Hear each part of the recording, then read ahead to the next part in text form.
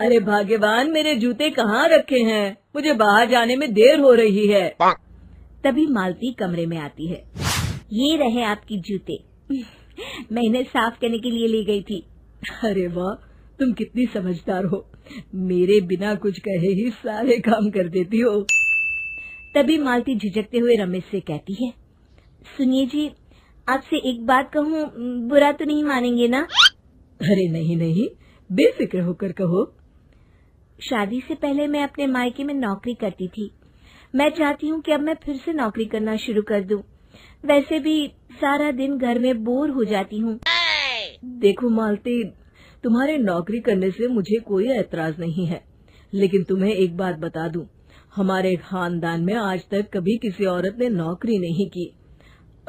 फिर भी एक बार तुम माँ से पूछ कर देखो, अगर वो तुम्हें नौकरी करने की इजाजत दे देती है तो अच्छी बात है।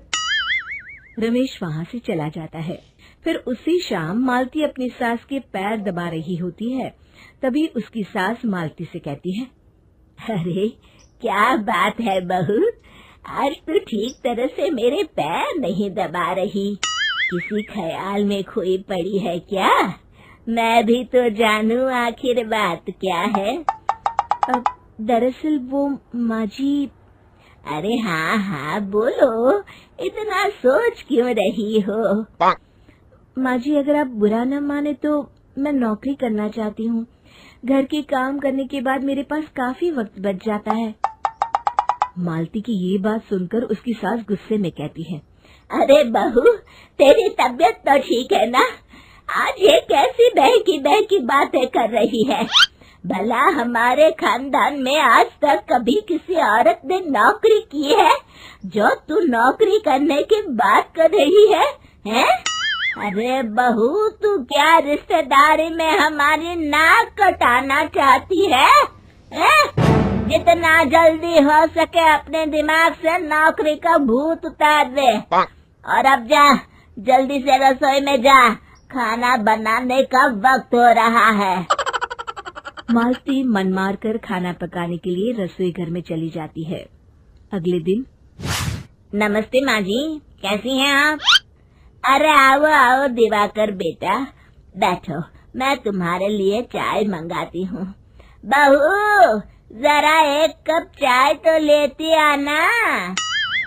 फिर दिवाकर एक फाइल खोलकर मालती की सास के सामने रख देता है।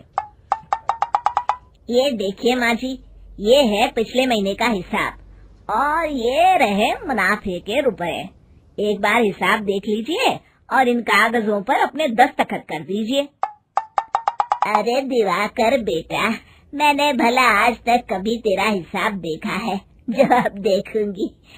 ला बता, कहाँ दस्तखत करूं? तभी मालती चाय लेकर वहाँ आ जाती है और अपनी सास को बिना कागजातों को पढ़े इस तरह लापरवाही से दस्तखत करते हुए देखकर हैरान रह जाती है।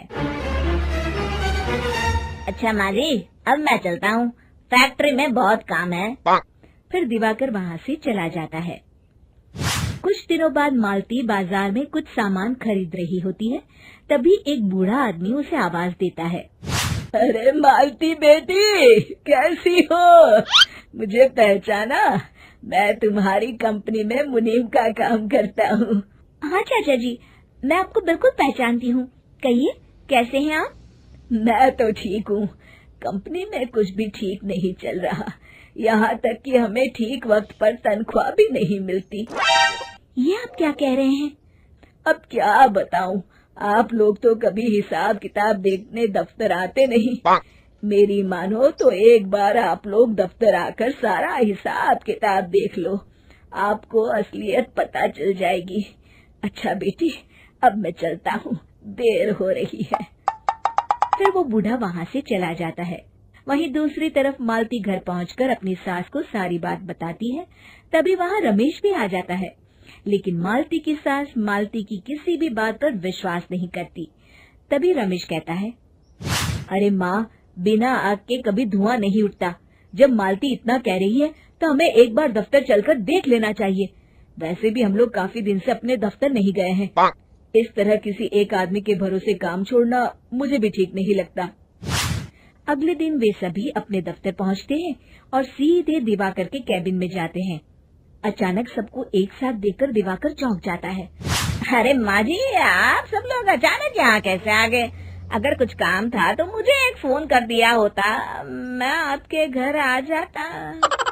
तभी मालती की सास कहती है, अरे दिवाकर बेटा, आज मैं हिसाब देखने दफ्तर आई हूँ, जरा मुझे पिछले 6 महीनों का हिसाब दिखाना तो बेटा।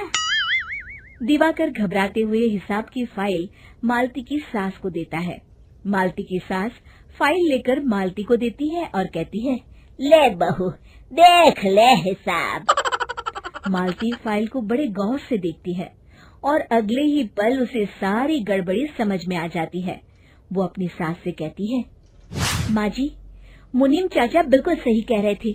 हमारी कंपनी में पिछले 6 महीनों में जितना मुनाफा हुआ है, हमें उसका आधा पैसा भी नहीं मिला। यूँ समझ लीजिए कि 1 रुपये में सिर्फ चवन्नी ही हमारे हाथों में आई है। मालती की बातें सुनकर मालती की सास गुस्से से दिवाकर को पूछती है, क्यों दिवाकर, मेरी बहू जो कह रही है वो सच है? दिवाकर समझ जाता है आज उसका भांडा फूट चुका है। वो गिड़गिड़ाते हुए कहता है, मुझे माफ कर दीजिए माँ जी, मैं पैसों के लालच में अंधा हो गया था। अरे वाह दिवाकर, तू तो 1 नंबर का चोर निकला। इतने दिनों से मैं तुझ पर आंख बंद करके भरोसा करती रही और तू मुझे ही चुना लगाता रहा। अभी के अभी निकल यहाँ से और दोबारा अपनी शक्ल मत दिखाना। दिवाकर वहाँ से भाग जाता है। मालती की सास मालती को शाबाशी देते हुए कहती है, बहू, आज मैं समझ गई कि पढ़ाई लिखाई हमारी जिंदगी में कितनी जरूरी है। मैं बहुत किस्मत वाली हूँ जो मुझे तुझ जैसी बहू मिली है। शिक्षा, पढ़ाई लिखाई का इस्तेमाल सही जगह करके हम दुनिया में बहुत कुछ बदल सकते हैं। Please subscribe our channel for more videos like this.